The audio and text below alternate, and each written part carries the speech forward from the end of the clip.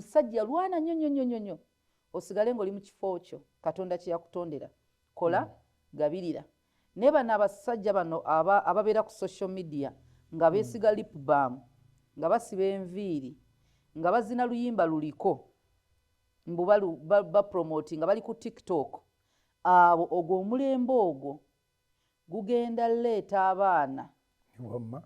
nga babi yogeramu omusajja ddala akeera okunoonyeza family future ne present yes ajjawa ebiseera ebizinira ku luyimba oluliko nakwata essimu n'agyeteeka mu maaso natandika onnyola ekiwato kati ogwo omulembe ogwo gwagala abakazi abakoze gwagala abakazi abalina ssente lwaki baagala kati kumpi balinga baagala ofumbirwa bannyaabwe babalabirire naye nga tebabeera mu nju z'abamaama baabwe so kati era abo abalenzi abasinga bafumbiddwa bufumbirwa alina keera kunyiikira kwoza bintu nakola buli kimu naye ng'omukazi yaleeta buli kimu babyoza nga nze ennyumba yange gy'osulamu ŋŋenda n'enkola ng'osiba ku simu ya TikTok betulaba ku TikTok oba betulaba nga bafumbiddwa abakyala abakuluko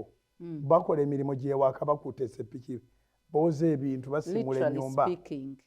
literally speaking babanga ababikola olwaki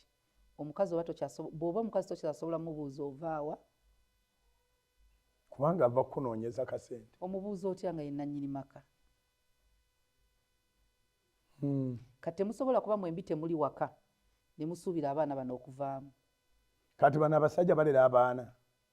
balina okukyusa nnappi z'abaana kyekikusuubirwamu kasita omukazi atwala